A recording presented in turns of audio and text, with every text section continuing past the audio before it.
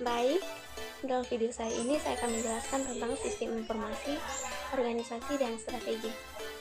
Sebelum kita lanjut ke materinya, saya akan memperkenalkan nama saya Sri Tampani, NIM 200108002.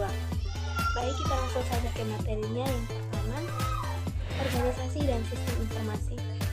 Organisasi adalah struktur formal yang stabil yang mengambil sumber daya dari lingkungan dan memprosesnya untuk menciptakan output. Organisasi mempunyai ciri-ciri seperti mempunyai struktur organisasi yang jelas, memiliki rutinitas dan proses bisnis. Ciri-ciri lain organisasi termasuk proses bisnisnya, tujuan, pilihan, dan gaya kepemimpinan. Yang kedua, bagaimana sistem informasi mempengaruhi organisasi dan perusahaan. Yang pertama, menurut teori ekonomi. Dalam teori ekonomi, sistem informasi dapat dipandang sebagai faktor produksi yang dapat menjadi substitusi bebas bagi kapital dan tenaga kerja. Dengan semakin murahnya teknologi informasi menggantikan tenaga kerja yang semakin lama semakin mahal. Yang kedua, menurut teori perilaku. Teori perilaku berusaha menjelaskan organisasi dari sudut pandang sosiologi, psikologi, ilmu politik. Teknologi informasi dapat mengubah hierarki pengambilan keputusan di dalam organisasi dengan menurunkan biaya pengambilan dan penyebaran luasan informasi. Yang ketiga, hubungan dua arah antara teknologi, informasi, dan organisasi. Faktor penghubung antara organisasi dengan teknologi informasi: yang pertama lingkungan, yang kedua budaya, yang ketiga struktur, keempat proses bisnis, yang kelima politik, dan yang keenam keputusan manajemen.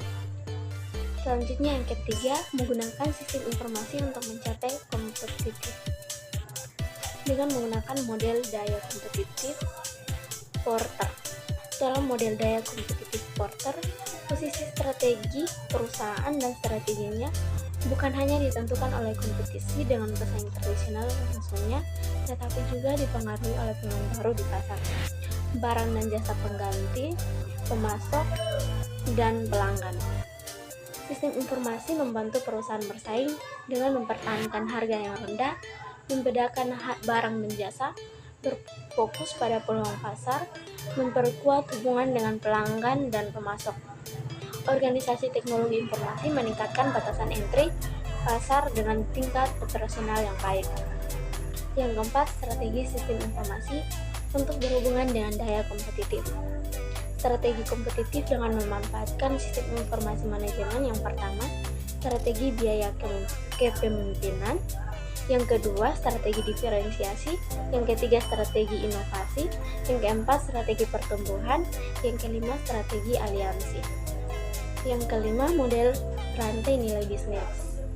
Model rantai nilai menyoroti kegiatan tertentu dalam bisnis di mana strategi kompetitif dan sistemnya informasi memiliki pengaruh yang kuat. Aktivitas utama terkait secara langsung dengan produksi dan distribusi, sementara aktivitas pendukung memungkinkan pengiriman aktivitas utama. Rantai nilai perusahaan terhubung ke rantai nilai pemasok, distributor, dan pelanggannya. Mungkin itu saja penjelasan dari saya. Sekian dan terima kasih.